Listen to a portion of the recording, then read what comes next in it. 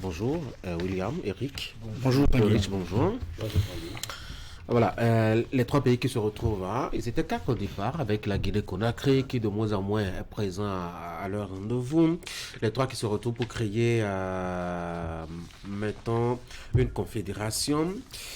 Les choses avancent difficilement, hein, Rich. Difficilement, mais tout doucement. Difficilement, mais tout doucement. Qu'ils vous souviennent qu'il y a quelques années, ou du moins quelques mois, ces trois pays avaient annoncé leur retrait de la CEDEAO.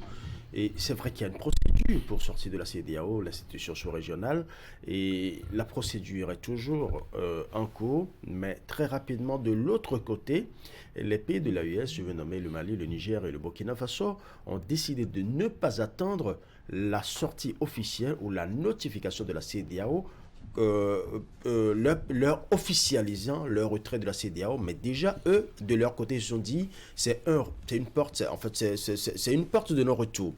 Cette porte du non-retour se matérialise aujourd'hui par ce que nous avons vu le samedi dernier avec la consolidation de l'AES qui est devenue aujourd'hui une confédération avec carrément un président pour coordonner cette confédération. On sent que ces trois pays sont déterminés à fermer, à claquer complètement la porte, parce que autrefois il y avait une probable apparence de solution. Mais aujourd'hui, tel que ça se présente, on se demande si cette solution, cette négociation, cette voie de dialogue est encore possible, même si Diomaye Faye a été mandaté pour essayer une dernière ou une ultime médiation, mais on sent qu'il y a une détermination de l'autre côté.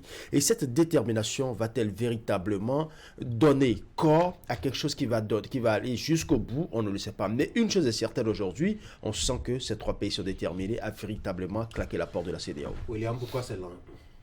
Ce n'est pas lent à mes yeux, parce que vous avez évoqué le cas de la Guinée. Ils ne se sont jamais comportés comme frères d'armes et surtout comme leader politique logé à la même enseigne que le Guinéen Doumbouya, tout simplement parce qu'ils estiment que les récriminations sont peut-être les mêmes, les sources des coups d'État sont les mêmes, mais que la méthode et la manière de gouverner n'est pas la même. Et ils sont des panafricanistes, ils s'avouent comme tels, ce qui n'est pas le cas, c'est-à-dire un panafricanisme prononcé, ce qui n'est pas le cas de Mamadi Doumbouya. Autrement, il voit aussi beaucoup de rapprochements de Doumbouya avec ou une certaine caution de certaines chancelleries occidentales qu'il désavoue ces trois chefs d'État des États du Sahel avec Goïta. Donc, c'est par exemple le cas du Gabon ou du Tchad.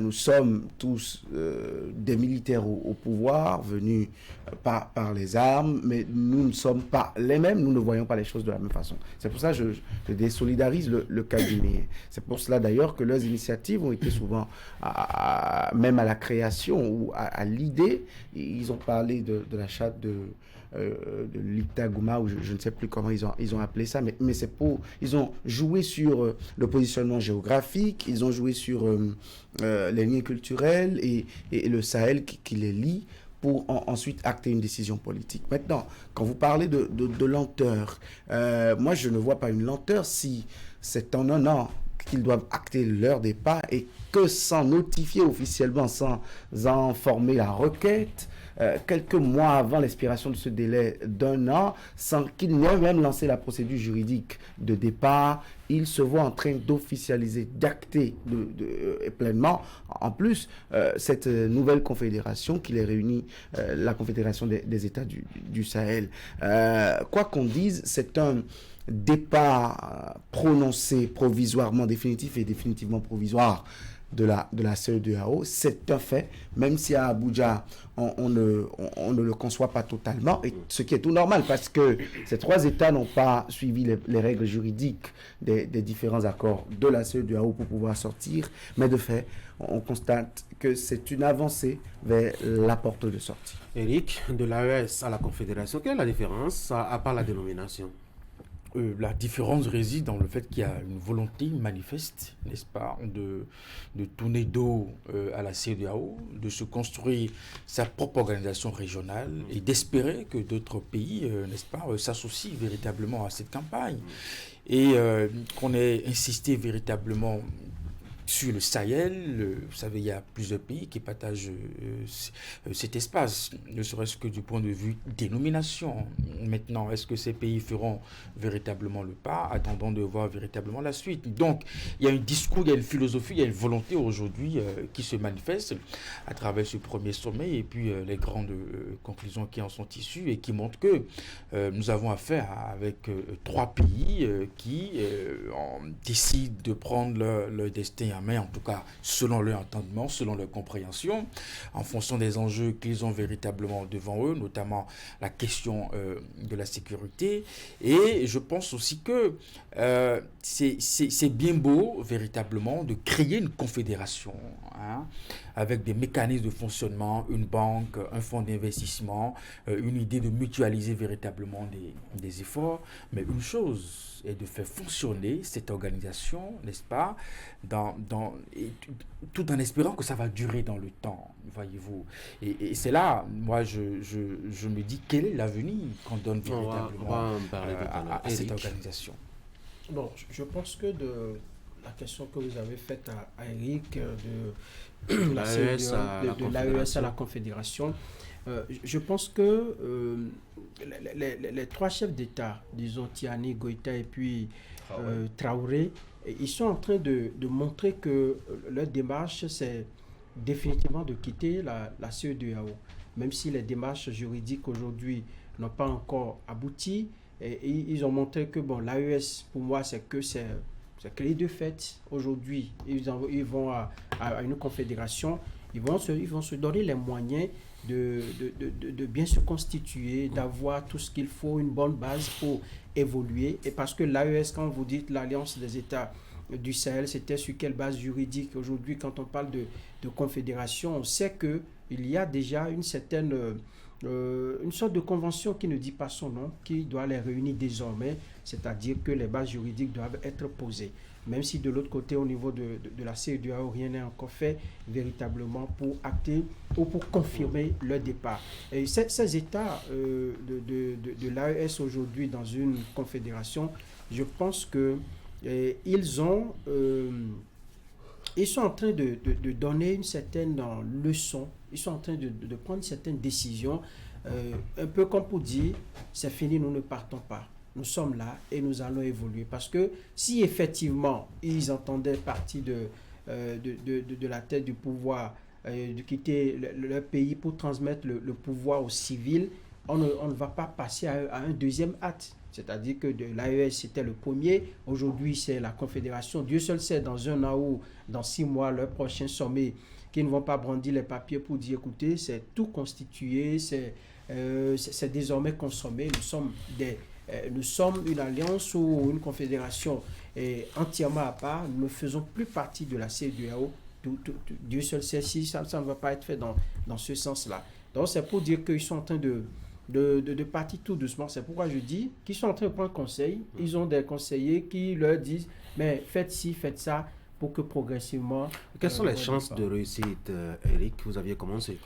Oui, pour moi c'est un peu mince, parce que la force d'une organisation, c'est sa capacité à durer dans le temps. Et là-dessus, la CEDEAO a de l'expérience, voyez-vous. Et quand vous voyez aujourd'hui le profil des personnes à la tête de ces États, ce qui est certain, ils ne sont pas éternels. Et donc, d'une façon ou d'une autre, à un moment donné dans l'histoire de ces pays, peut-être que les civils reviendront à la tête de ces États. Et qu'est-ce qui va se passer, véritablement? Ces civils peuvent ne pas avoir la même philosophie que les militaires d'aujourd'hui. Voilà. Et mieux, à la tête de ces États, nous n'avons que des militaires. Et nous savons que dans une armée, il n'y a pas qu'un seul capitaine.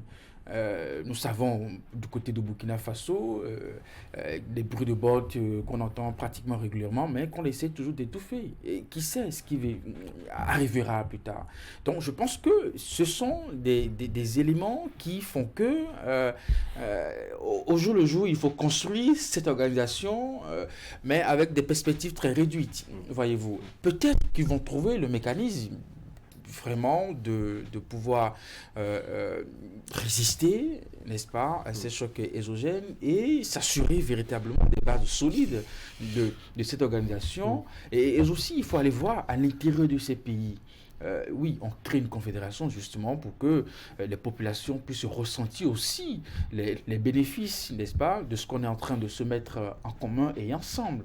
Est-ce qu'à l'intérieur de chaque pays, ils pourront véritablement satisfaire aux besoins au plan économique, au plan social, véritablement de ces populations? Après, par rapport à la CEDEAO, vous savez, dans le communiqué final, je ne pense pas que ces 3 chefs d'État ont encore envie véritablement de revenir à la CEDEAO. Parce que quand vous voyez les premières observations, on continue toujours de rendre coupable la CEDEAO, n'est-ce pas, d'avoir pris des mesures illégitimes, illégales. Et quand je vois ces mots, je me dis illégitime, illégal, comme si quand ils décidaient de faire un coup d'État, c'était pas illégitime, illégal. Riche. Oui. Quelles sont les chances de réussite de cette confédération? Les chances dépendront essentiellement du volet financier. Je dis financier parce que pour qu'une organisation dure dans le temps, il faut financer ses attributions, il faut financer ses actions, ses campagnes et consorts et tout ça. Et aujourd'hui, quand vous regardez les pays dont nous parlons, le Mali, le Niger, le Burkina Faso, dites-moi, quand vous les comparez à la CEDEAO, qui a déjà fait un temps et qui aujourd'hui souffre aussi de manque de financement, on se pose la question de savoir est-ce que ces pays auront véritablement les coups des franches pour véritablement avoir la politique de leurs moyens. Ça, c'est le premier aspect. Le deuxième aspect, c'est qu'à un moment donné, il y a l'impact des puissances internationales qui va toujours jouer, qui va influencer. Est-ce que véritablement les puissances internationales, parce que quand on regarde la CEDEAO, on a tout de suite tendance à regarder une certaine puissance internationale. Quand on regarde les pays de l'AES, on a aussi tendance à regarder une certaine puissance internationale. Est-ce que le clash des puissances internationales ne fera pas dissoudre à un moment donné cette confédération qui est en train d'être créée?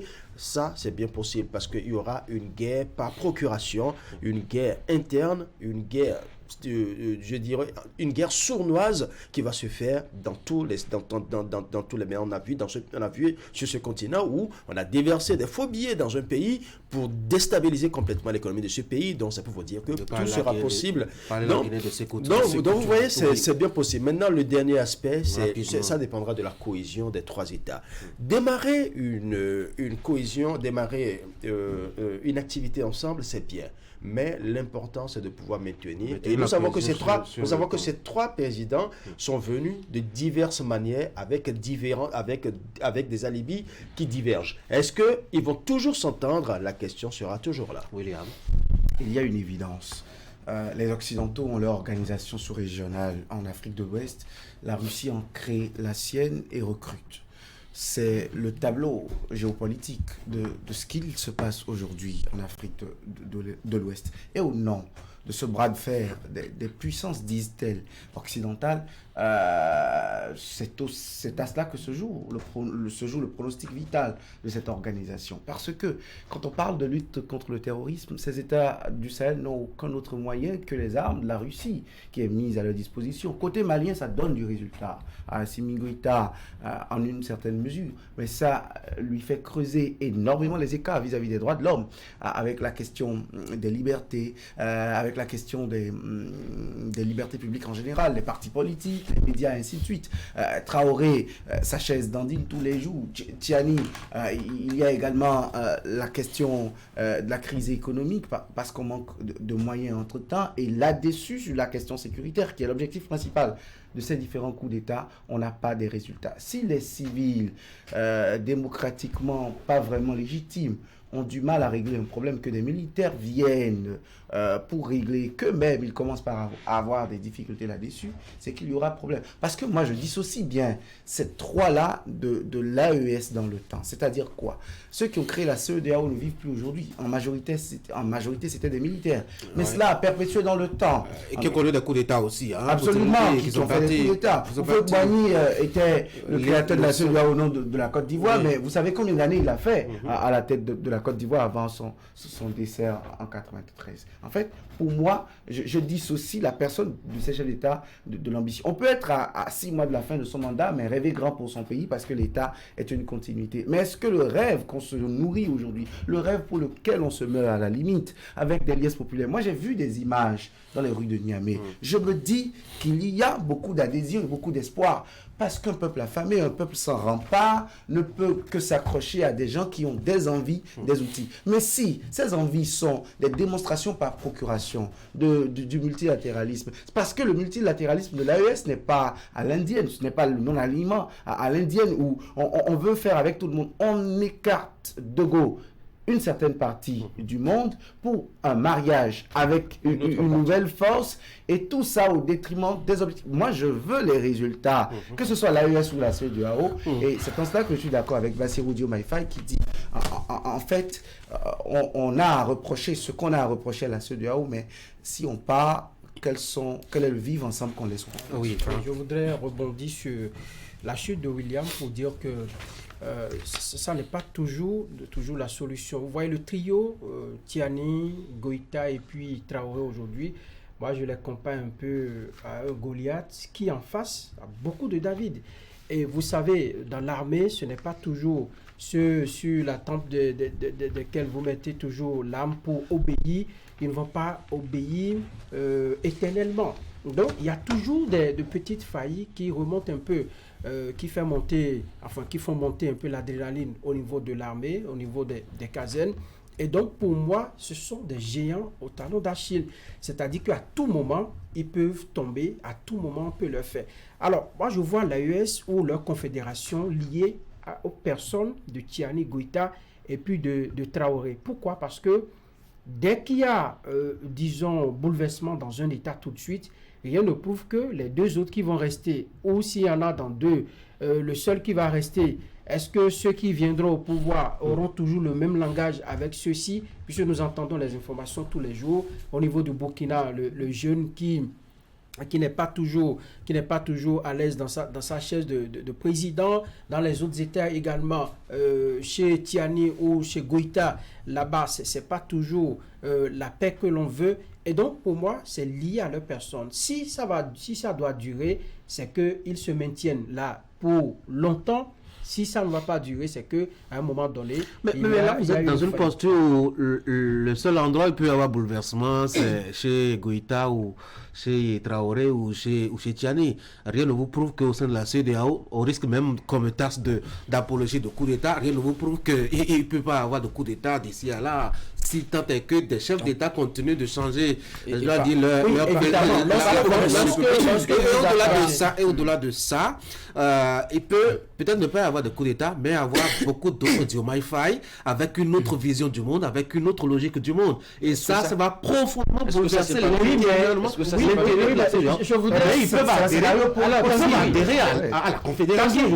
Tanguy, je voudrais en dire... Moi, je l'ai entendu dans son discours d'investiture, n'est-ce pas, revendiquer la place du Sénégal au sein de la CEDEAO. Absolument. Et apporter des changements. Oui. Personne ne dit qu'au niveau de la CEDEAO, tout se passe bien. On est d'accord que, avec ce que vous avez observé sur l'ensemble de ces crises, la CEDEAO doit s'interroger, n'est-ce pas, pour les années à venir. La façon dont il faut faire face véritablement à ces crises. Donc, moi, je pense que c'est une cuisine qu'il faut faire à l'interne, voyez-vous. Je ne voudrais pas aussi que ce sentiment qu'on a d'observer la population applaudir ces coups d'État au niveau de ces pays soit vu comme un acquis. Parce que le même peuple qui a applaudi Kadhafi durant une bonne vingtaine d'années, c'est le même peuple qui a traîné le corps de Kadhafi dans les rues de Benghazi. Non, je ne le souhaite pas. Je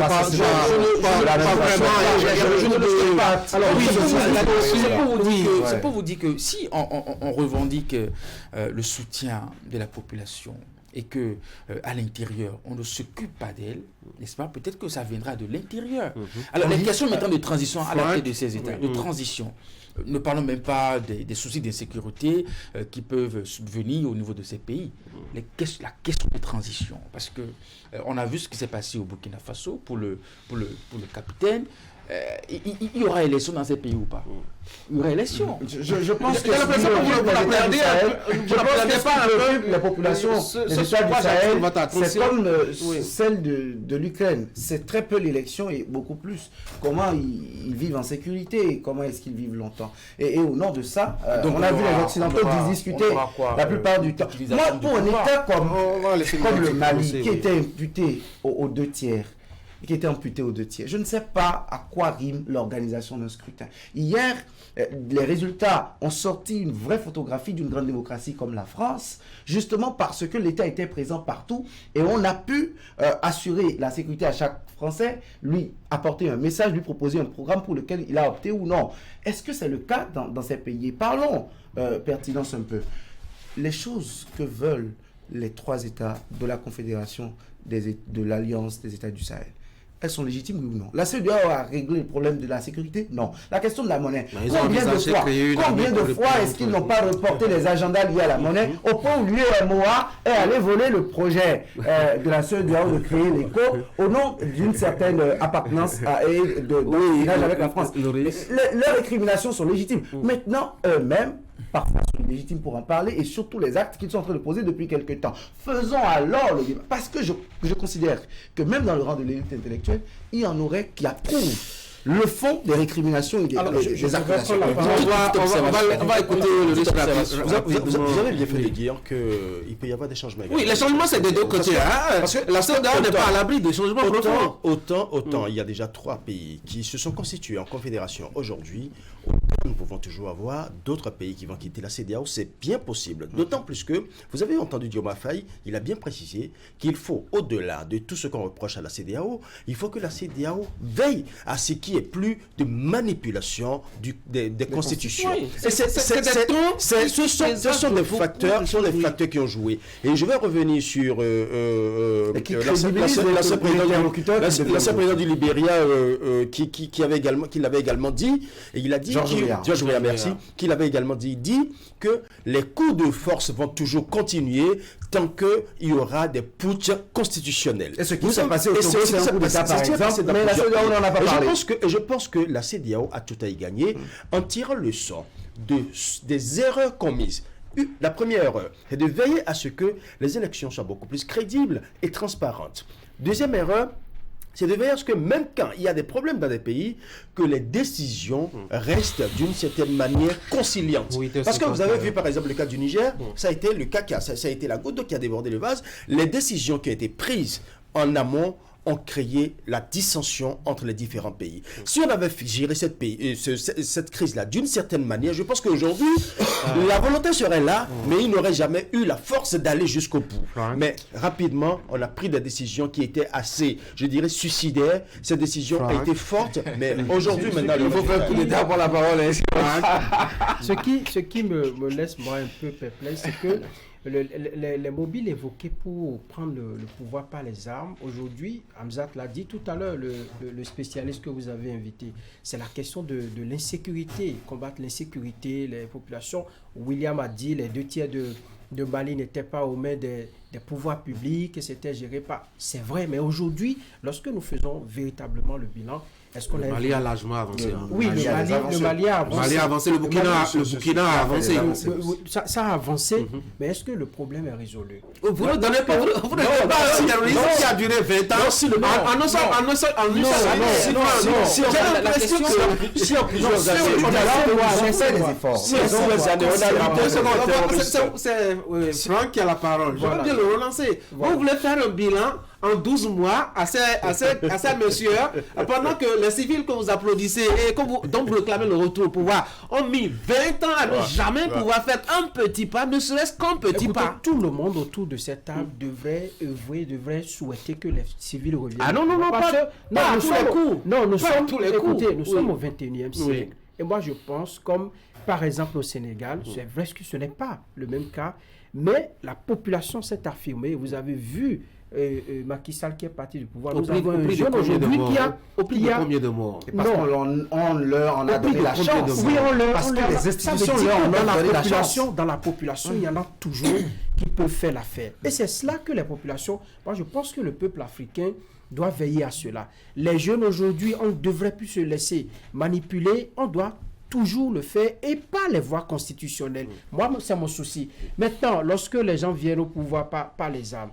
c'est vrai, vous allez définir la politique que vous voulez appliquer pour résoudre les problèmes, mais avoir un délai pour rester. On ne doit pas dire... Aujourd'hui, il a 8h55. Quand le trio va partir du... Autant ils viennent démocratiquement et ils tripatouillent la constitution. Autant ils saccagent la démocratie. Quand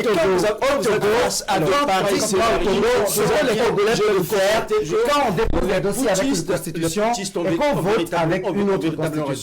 Dans un État. Alors, ce sont ceux-là qui vont décider de parler de Goïta. Ce sont ceux-là qui vont s'asseoir et dire que Goïta est illégitime. Ouattara est en phase de faire un 4e mandat bientôt. Ce sont ceux-là qui parlent des putschistes. Oh, tout le monde est mal placé finalement pour faire le débat. Il n'y a que des Diomaye Faye qui puissent prendre la parole, qui puissent être des interlocuteurs. Dans un contexte comme ça, le débat est pourri. Et je dis qu'il y a des Diomaye Faye au Togo, il y en a également dans les autres pays. Que les pays leur donnent alors l'occasion, que les institutions leur donnent l'occasion. Tout revient aux populations. Il faut que nous allumions. Non, ce n'est pas la population. Si ce qui s'est passé au Sénégal, c'est passé au Sénégal. C'est peut-être parce qu'on a tué peut-être quelques 2 ou 3 parmi eux, une vingtaine. Mais c'est peut-être parce qu'il y a une institution qui a permis à ce qu'on ait un scrutin. Dans quel pays au monde il y a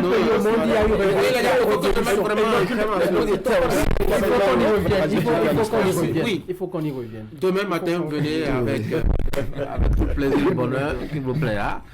Mesdames et messieurs, passez une bonne journée. Mesdames et messieurs, c'est la fin de cette émission. Merci d'avoir été là. Je vous souhaite de passer une très bonne journée. Derrière moi, la revue de presse.